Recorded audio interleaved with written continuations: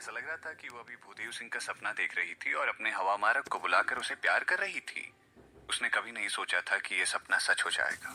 फिलहाल गर्म झरने पर हुई उसकी मुलाकात महल मालिक के साथ के दृश्य उसके दिमाग में घूमना शुरू हो गए थे। वो एक पल के लिए हैरान रह गई।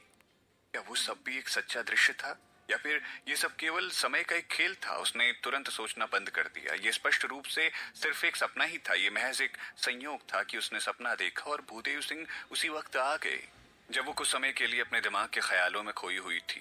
तो हवा मारक सबसे पहले उसी की ओर भागे चला आया और अपने शरीर को उसके सर से रगड़ना शुरू कर दिया। शिरीन ने भूदेव सिंह के साथ बातचीत करते हुए हवा मारक के सर को थपथपाया। मुझे खेद है कि आपको मेरे लिए इतनी दूर तक आना पड़ा, वो भी सिर्फ इसे छोड़ने के लिए। मैं क्षमा चाहती हूँ। फिर उसने भूदेव सिंह के हाथ में हिरण का ग्रिल्ड मीट खाने के लिए सौंप दिया और उसने कहा, मैंने इसे पकाया, कृपया इसका आनंद लीजिए।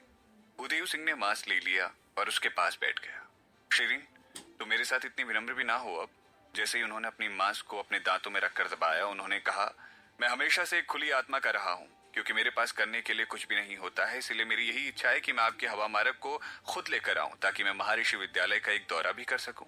और तो और मुझे समय पर आपके द्वारा बनाए गए खाने का स्वाद चखने का भी अच्छा मौका मिल गया। मैंने इस यात्रा में बहुत कुछ कमाया है, तो आप कृपया मुझसे माफी न मांगे। उन्होंने अपनी आस्तीन में से शराब की एक बोतल निकाली और कहा, पुरानी दोस्त, क्या आप इस शराब का स्वाद लेना चाहती हैं? जरूर जरूर, क्यों नहीं। शिरीन ने भी 3 कप निकाले और फिर उसने ध्रुव सिंह को देखा जो उसके बगल में बैठा था। क्या आप ये बढ़िया शराब पीना चाहते हैं? वो अभी अभी काफी समय तक नजरअंदाज हुआ था, जिस कारणवश ध्रुव सिंह थोड़ा दुखी था। उसने कहा, क्या आप जानते हैं कि छात्रों को यहाँ शराब पीने की अनुमति नहीं है? उन्होंने भूदेव सिंह को घूरते हुए और बहुत ही अनमने स्वर में कहा, छात्रों को मिलने यहाँ तो कोई नहीं आना चाहिए, फिर आप यहाँ अंदर कैसे आ गए? भूदेव सिंह ने मुस्कुराते हुए कहा, मैं यहाँ का कोई दौरा करने नहीं आया हूँ। मैं सिर्फ उस हवा मारक को लेकर आया हूँ क्योंकि वो शिरीन की सवारी है और उसे यहाँ भेजना जरूरी था। जैसा कि आप देख सकते हैं, मैं मुख्य द्वार से ही प्रवेश करके आया हूँ। मेरा क्या मतलब था कि द्वारपाल ने आपको अंदर आने भी कैसे दिया? ध्रुव सिंह ने उसका जवाब नहीं माना। मुझे लगता है कि उसने हजारों मील दूर से सवारी लाने की इस हरकत को सराहनीय समझा और इस चीज ने उसका दिल छू लिया। भूदेव सिंह हल्का सा मुस्कुराए। ध्रुव सिंह चुप थे। भूदेव सिंह ने उसकी ओर देखा और कहा, शिरीन, वो व्यक्ति कौन है? ये अभी तक तो मेरा बस एक अध्ययन साथी ही है, लेकिन शायद ये मुझे अपने साथी के रूप में नहीं मानता है। ध्रुव सिंह शर्मा गया और अचानक बोल पड़ा, जब से तुम महर्षि विद्यालय में दाखिल हुई हो, निश्चित रूप से तुम मेरी दोस्त बन गई हो। फिर उसने भूदेव सिंह की ओर देखा और कहा, मैं ध्रुव सिंह, आपका नाम क्या है? भूदेव सिंह थोड़ा हैरान हो गए। हजारों साल पहले ध्रुव परिवार में एक बहुत गुणी प्रतिभा निकली थी। उन्हें इसी नाम से पहचाना जाता था, अधिपति ध्रुवदास जी। अधिपति ध्रुवदास जी ने व्यक्तिगत रूप से भूदेव सिंह को 2 साल के लिए प्रशिक्षित किया था। क्या वो ध्रुव परिवार से आया था? ध्रुव सिंह थोड़ा गर्व महसूस कर रहा था। अच्छा है कि आप मुझे जानते हैं। तो आपका नाम क्या है? भूदेव सिंह ने अपने भंडारण झोले को खोलते हुए कहा, मैं हूं भूदेव सिंह। क्या आप भीमपुर राज्य के 8वें राजकुमार हैं? उस राजधानी के 4 युवा स्वामियों में से एक? भूदेव सिंह ने मुस्कुराते हुए कहा, हाँ, बिल्कुल सही कहा आपने। ठीक है, आपका नाम सुनने से बेहतर है कि आपसे मिल लिया जाए। ध्रुव सिंह ने एक घमंडी तोते की तरह बर्ताव किया और हर किसी से उसकी तारीफ के शब्दों की उम्मीद रखी थी। भूदेव सिंह ने मुस्कुराते हुए कहा, आपका नाम सुनने से बेहतर है आपसे मिलना नहीं। ये वाक्य प्रशंसा की तरह लग रहा था। ध्रुव सिंह थोड़ा और गर्वित हो गया और उसने पूछा, इस बात से तुम्हारा क्या मतलब है? वो भूदेव सिंह की तरफ से प्रतीक्षा कर रहा था कि वो उसकी और ज्यादा प्रशंसा करेंगे। भूदेव सिंह ने हंसते हुए कहा, यह आपसे मिलने के बाद ही पता चला है कि मैंने जो महसूस किया है, आप अफवाहों में सुनी गई बातों से कुछ तो अलग है। शिरीन ने चुपचाप अपना सर हिला दिया। भूदेव सिंह जवाबी हमला करना शुरू कर चुके थे। इस वाक्य का अर्थ ध्रुव सिंह को संकेत देना था कि वो अफवाहों के मापदंडों पर खड़े नहीं होते। भूदेव सिंह बहुत विनम्र दिख रहे थे और वो हमेशा लोगों के सामने अपना अच्छा पक्ष ही दिखाया करते थे। हालांकि वो कभी भी किसी को उनका लाभ उठाने की अनुमति नहीं देते थे। एक बार किसी ने उन्हें उकसा दिया तो वो निर्दयता से उस पर हमला जरूर करते थे। हालांकि ध्रुव सिंह अभी भी एक किशोर था, इसीलिए उसने बिना सोचे समझे भूदेव सिंह से पूछा, क्या मुझ में और उन अफवाहों में क्या अंतर है? भूदेव सिंह ने बोलना जारी न रखना ही बेहतर समझा। शायद उन्होंने सोचा कि एक बच्चे के साथ बहस करना सही नहीं था। इस प्रकार उन्होंने हंसते हुए एक ग्लास शराब ली। आपसे मिलकर अच्छा लगा, चलिए शराब पी लेते हैं। शिरीन ने कहा, ठीक है, वो अभी भी युवा है, इसलिए हम उसे पीने नहीं देंगे। इसके अलावा विद्यालय में एक नियम भी तो है कि औपचारिक छात्र को नहीं पीना चाहिए। भूदेव सिंह एक सतर्क व्यक्ति थे। उन्होंने तुरंत शिरीन के वाक्य के दूसरे पहलू को पकड़ लिया। औपचारिक छात्र? शिरीन, क्या आप अभी तक औपचारिक छात्र नहीं बनी है? वो अभी तक योगी ही नहीं है। गुरुवर उसे सिर्फ कक्षा में बैठने की अनुमति दे चुके हैं। अगर वो 6 महीने बाद परीक्षाओं में सफल नहीं हो पाती है तो उसे महर्षि विद्यालय से बाहर निकाल दिया जाएगा। ध्रुव सिंह ने जो कहा वो सच कहा था। जाहिर है महर्षि विद्यालय में सभी ने उसकी खबर सुनी थी। भूदेव सिंह की मुस्कान गायब हो गई। शिरीन, वो आपके साथ इस तरह का व्यवहार कैसे कर सकते हैं? शिरीन नहीं चाहती थी कि उसके दोस्त उसकी चिंता करें। अरे चिंता मत करें, सब ठीक है। जब तक मैं अभी भी कक्षा लगा सकती हूँ तब तक सब अच्छा है, क्योंकि 6 महीने बाद मेरे लिए एक औपचारिक विद्यार्थी बनना मेरे लिए कोई बड़ी समस्या नहीं होनी चाहिए। भूदेव सिंह ने उसकी चमकती हुई आंखों को देखा। उन्होंने मुस्कुराते हुए कहा, शिरीन, मैं आप पर विश्वास करता हूँ। आप महर्षि विद्यालय में सबसे अच्छी छात्र बनेंगी। इस बात पर छलकाइए जाम। उन्होंने अपना शराब का ग्लास उसकी ओर बढ़ा दिया। ध्रुव सिंह ने भी एक ग्लास लिया और खुद को थोड़ी सी शराब पिलाई। मैं भी उसे खुश करना चाहता हूँ। मुझे लगा कि आपको नियम के तहत नहीं पीना चाहिए। शिरीन ने उससे पूछा, इसे छोड़ दो अभी, मैं स्कूल के नियमों का पालन नहीं करता। आओ चलो खुश होते हैं। तीनों ने कुछ ग्रिल्ड मीट खाते हुए शराब पी। ये काफी मजेदार सत्र था। बड़ा मसल भी उनके पास आ गया और उसने चुपके से कटोरा निकाला और शराब मांगी। भूदेव सिंह ने इसमें भी शराब डाली और उसने तुरंत ही इसे पी लिया। थोड़ी देर बाद वो नशे में था और अचानक सो गया। मुफा ने शराब के रूप में इसे कुछ बड़े शराब के घूंट के साथ बड़े मसल द्वारा पेय पिलाया गया था। इसका बैगनी फर लाल हो गया था और ये सीधे फर्श पर लेट गया और सो गया। जब हवा मारक ने इसे देखा तो उसने मुफा को उठाया और अपनी थैली में डाल लिया। मौसम ठंडा और हवा तेज हो गई थी। भूदेव सिंह उठ खड़ा हुआ। शिरीन, तुम कहाँ रहती हो? मैं तुम्हें वापस भेज सकता हूँ। शिरीन ने एक हरे पत्थर के घर पर बहुत दूर से इशारा किया। मैं वहाँ घर पर रहती हूँ। ये बहुत पास है, इसीलिए आपको मुझे वापस नहीं भेजना पड़ेगा। हालांकि इस वक्त रात में अंधेरा था। भूदेव सिंह के पास अद्भुत दृष्टि थी। जब उसने घर को देखा तो वो भौचक्का रह गया। वो आपको इस तरह की घटिया जगह पर कैसे रहने दे सकते हैं? ध्रुव सिंह ने हंसते हुए कहा, यह घर हमारे द्वारा बनाया गया है। ये मूल रूप से भूमि का एक परित्यक्त भूखंड था। भूदेव सिंह चुप रहे। वो कुछ नहीं बोले, लेकिन सीधे शिरीन का हाथ खींच लिया। चलो, मैं देखना चाहता हूँ। अरे पुरुष और महिलाओं को यहाँ अंतरंग संबंध नहीं बनाने चाहिए, बिल्कुल भी नहीं। जब ध्रुव सिंह ने हाथ पकड़ते हुए उन्हें देखा तो ध्रुव सिंह चिल्लाते हुए सब बोले, क्योंकि वो उनकी हरकत से बहुत नाखुश थे। हालांकि भूदेव सिंह ने उसकी परवाह नहीं की और उन्होंने शिरीन को खींच लिया और घर की ओर चल दिए। ध्रुव सिंह एक पल के लिए हैरान रह गया। उसने हार नहीं मानी। वो अभी भी शिरीन के लिए कुछ लाना चाहता था, इसीलिए वो उसके घर आया। जब वो घर में दाखिल हुआ तो वो चौंक गया। सौम्य और विनम्र दिखने वाले 8वें राजकुमार अब जल्दबाजी में अपने भंडारण झोले से सामान निकाल रहे थे। एक नीली कुर्सी के साथ एक शीशम का बिस्तर था और कालीन पर पहाड़ों और उस पर कमल के साथ एक झील के साथ वाली पेंटिंग भी थी।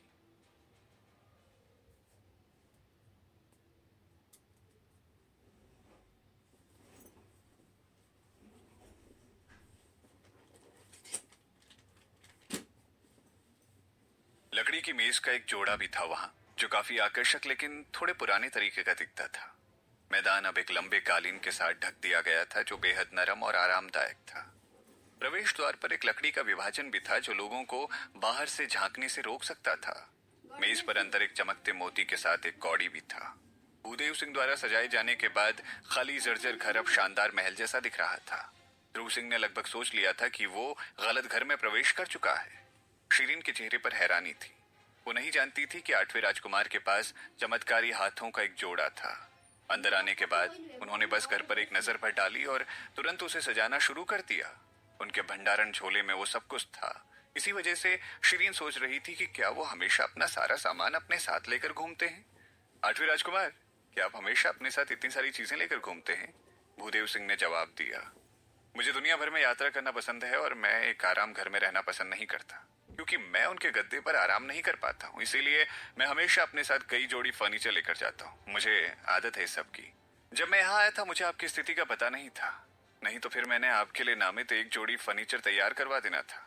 आप पहले इस जोड़ी का उपयोग कर सकती, बाद में भविष्य में मैं आपके लिए एक नया जोड़ा भिजवा दूंगा। शिरीन को उनकी ये बात सुनकर काफी अच्छा महसूस हुआ। भूदेव सिंह एक अच्छे दोस्त थे। वो कभी भी उसके लिए परेशानी का कारण नहीं बनते थे, बल्कि हमेशा चुपचाप उसकी मदद कर देते थे। वो बेतरतीब ढंग से इधर उधर देखने लगी और उसने देखा कि ध्रुव सिंह द्वार पर खड़ा था। उसका चेहरा पीला पड़ गया था और वो अच्छा नहीं लग रहा था। उसके होठ कसकर बंद थे। शिरीन ने उसे कहा, ध्रुव सिंह, आप वहां क्यों खड़े हैं? अंदर आओ और बैठो यहाँ पर। फिर वो लापरवाही से उसे मुस्कुराते हुए पूछती है, मुझे लगा तुम मेरे लिए कुछ लाए हो। क्या है वो चीज? उसे बाहर भी निकालो। ध्रुव सिंह अब और अधिक दुखी दिख रहे थे। उन्होंने बेमन से जवाब दिया, कुछ नहीं। फिर वो मुड़ा और भाग गया। शिरीन चुप थी। क्या ये बच्चा सिर्फ खाना खाने के लिए आया था? खाना खत्म करने के बाद उसने बस उसे अकेला छोड़ दिया था और उसे वर्तमान में अपना लाया हुआ तोहफा भी वो देना नहीं चाहता था। उसने अपना सर हिलाया। वो एक भावनात्मक बच्चा है। जब वो घूमी तो उसने देखा कि भूदेव सिंह उसकी ओर ही देख रहे हैं, मानो वो उसे किसी गहरे विचार में मगन दिख रहे थे।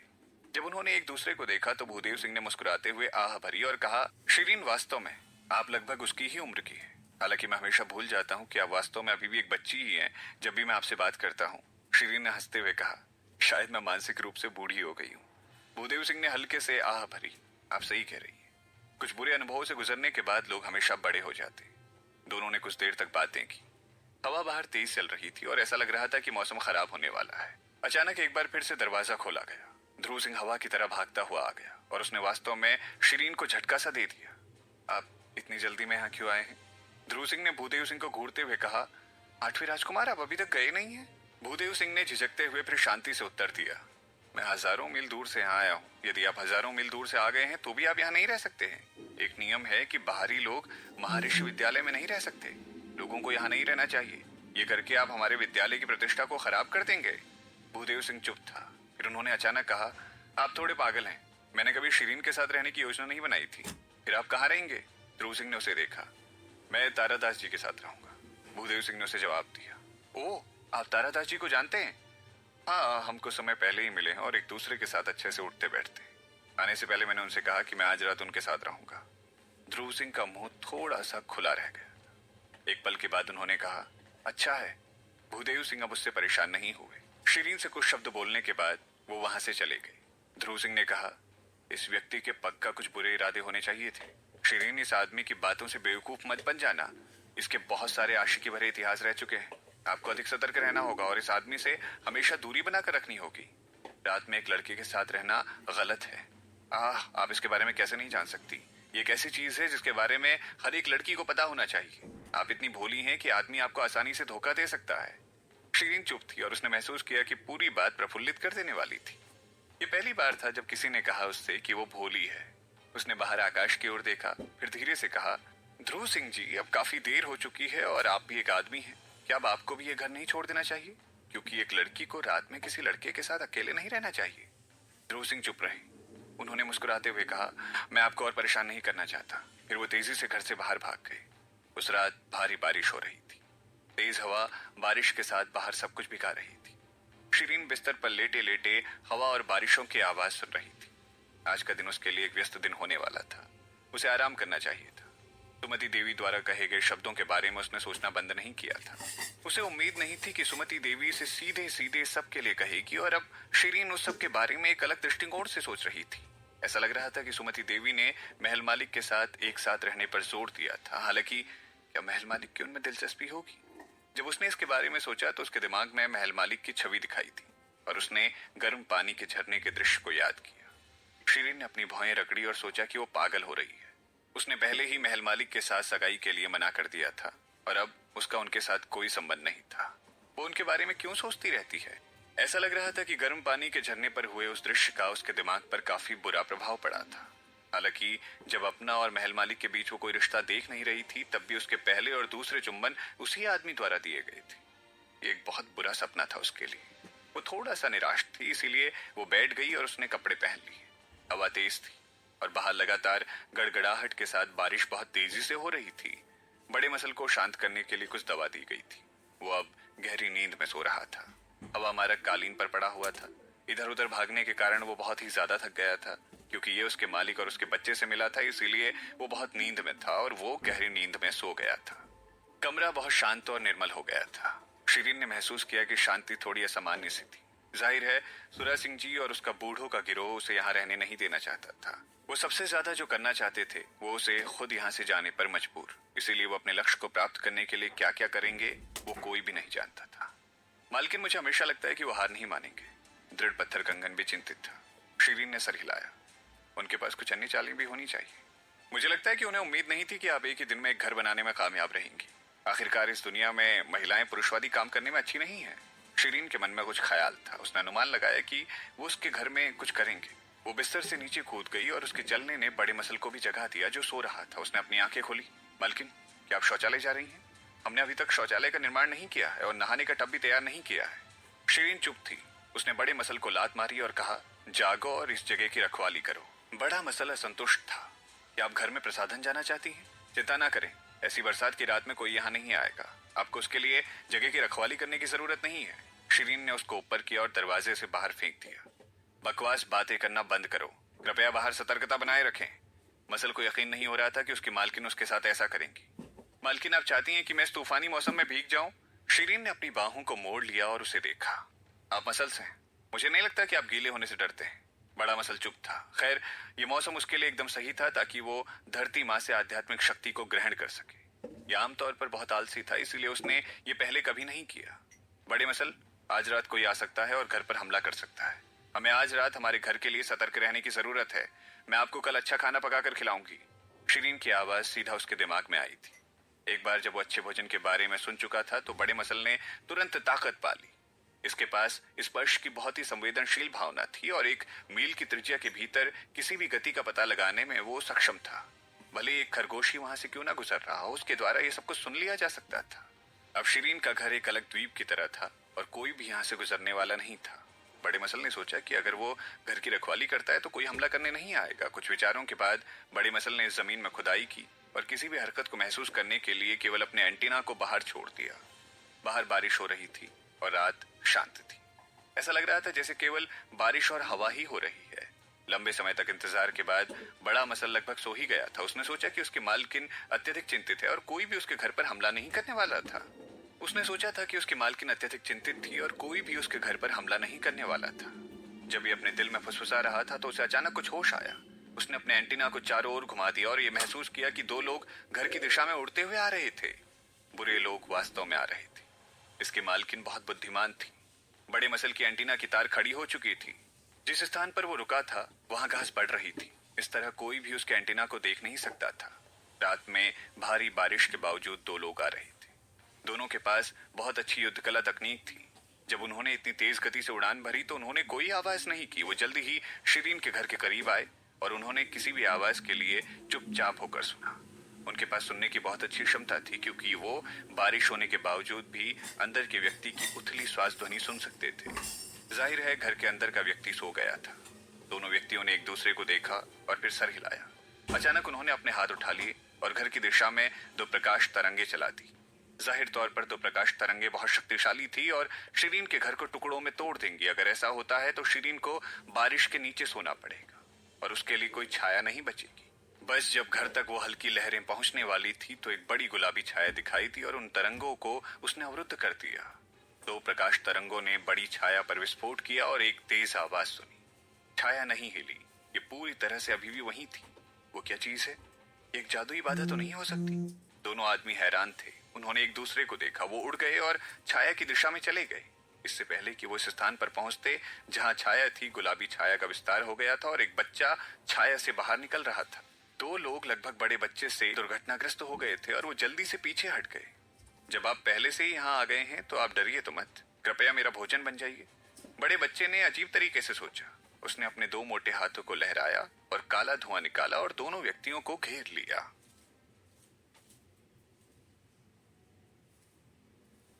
काले धुएं को हवा में उड़ेल दिया गया और उस मसल ने तुरंत ही दोनों लोगों को घेर लिया था। जाहिर है उन दोनों ने ऐसे हमले की उम्मीद नहीं की थी।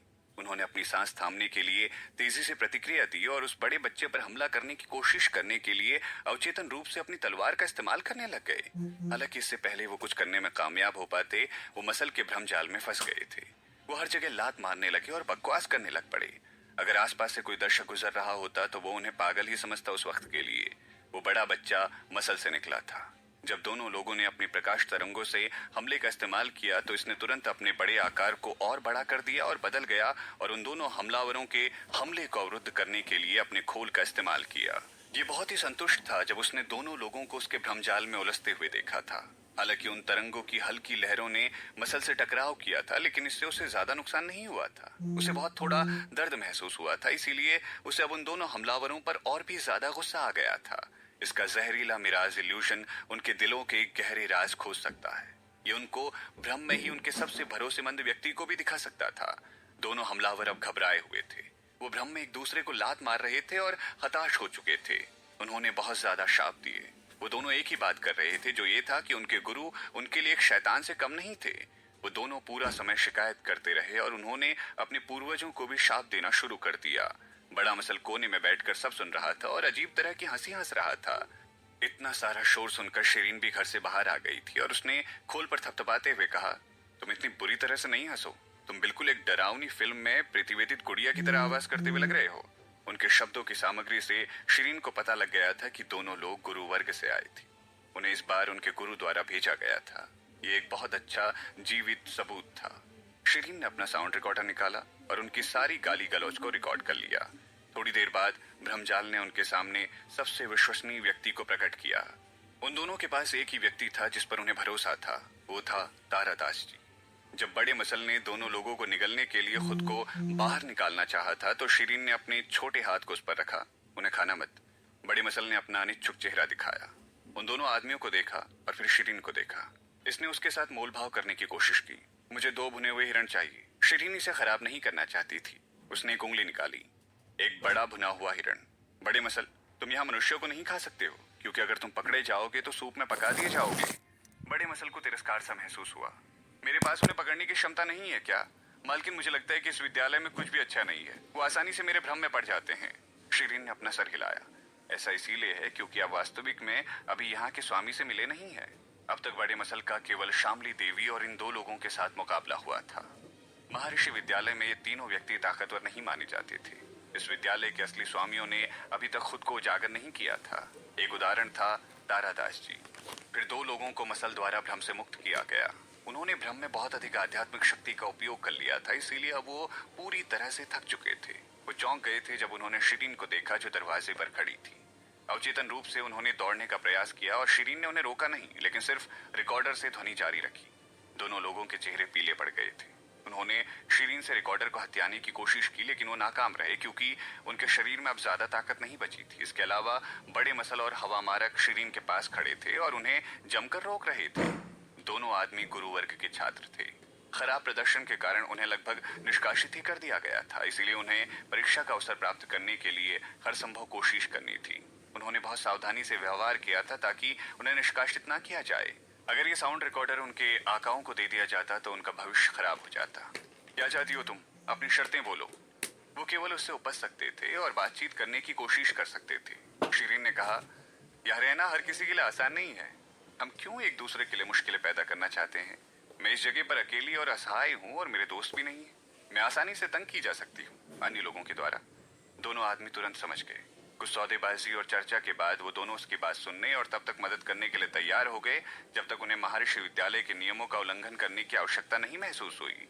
सरल शब्दों में वो दोनों उसके मुखबिर और मददगार होंगे। इस स्थान पर शिरीन को अलग थलग कर दिया गया था। उसके कौशल में अभी तक सुधार नहीं हुआ था। यदि वो लंबे समय तक यहाँ रहना चाहती थी तो उसे इन गुप्तचरों के माध्यम से अपने दोस्तों की मदद करने और उनकी मदद लेने की जरूरत थी। शांत जीवन जीने के लिए शिरीन की बहुत आवश्यकताएं थी। अगर उसकी क्षमता और जानकारी जाल कमजोर होंगे तो वो शांत अभिनय करना सिर्फ एक अच्छा विचार नहीं था। दोनों आदमी वहां से आखिरकार निकल गए। शिरीन को राहत मिली। सौभाग्य से उसे पहले से तैयार करने की जानकारी थी, वरना उसे आज रात बारिश के नीचे एक कठोर चट्टान पर सोना पड़ता। वो बिस्तर पर लुढ़क गई और गर्म तकिए पर अपना सर रख दिया। बिस्तर पर सोना उसे अच्छा लग रहा था। बाहर बारिश अभी भी हो रही थी। दोनों व्यक्ति बारिश में तेजी से उड़ रहे थे और वो अपने गुरु को शिरीन के मार्गदर्शन के आधार पर खबर करने के लिए अपना भाषण तैयार कर रहे थे। अचानक उनके सामने एक सफेद छाया चमक गई और उस छाया ने उनके रास्ते को अवरुद्ध कर दिया। दोनों आदमी चौंक गए। उन्होंने पूछा, आप कौन हैं? उस शख्स ने सफेद कपड़े पहन रखे थे और पतले पर्दे के साथ वाली सफेद टोपी भी पहनी हुई थी। उसने सर से पैर तक सफेद कपड़े पहने हुए थे और उसने अपने चेहरे या बालों को उजागर नहीं किया था। हालांकि बारिश बहुत तेज हो रही थी। वो आदमी बिल्कुल भी गीला नहीं हो रहा था। बारिश उसकी टोपी पर गिर रही थी और 2 भागों में विभाजित हो रही थी, जैसे कि एक बारिश ढाल ने उसे ढक दिया हो। बरसात की रात में ऐसे व्यक्ति को देखते ही दोनों व्यक्तियों को दिल का दौरा पड़ गया था। उन्होंने सवाल किया, तुम कौन हो और यहाँ क्या कर रहे हो? आप हमसे क्या चाहते हैं? ये दोनों पुरुषों द्वारा कहे गए आखिरी वाक्य थे, क्योंकि अगले ही पल सफेद आदमी ने तुरंत अपनी हथेली में लाल बिजली के बोल्ट के साथ उड़ान भरी और उन्हें मार डाला। शोर ने शिरीन को जगा दिया।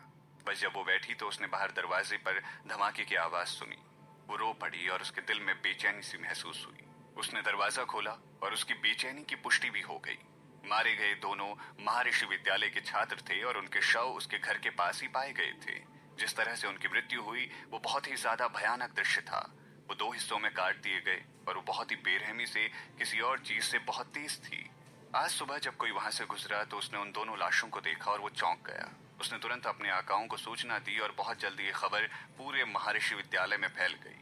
तुरा सिंह जी बहुत गुस्से में थे। वो व्यक्तिगत रूप से चिकित्सक को लाए थे जो शवों का परीक्षण करने में विशेषज्ञ हो। फिर उन्होंने पाया कि जिस तरह से दोनों लोगों की मृत्यु हुई वो बहुत ही विशेष तरीका था। ये एक तलवार से नहीं बल्कि धारदार गोले के दो टुकड़ों से मारे गए थे। शिरीन पर शक करना बहुत आसान था क्योंकि वो पूरे महर्षि विद्यालय में अकेली थी जिसके पास एक बहुत बड़ा मसल था। ये मसल लोगों को काट सकता था, खा सकता था और वो भी बहुत आसानी से।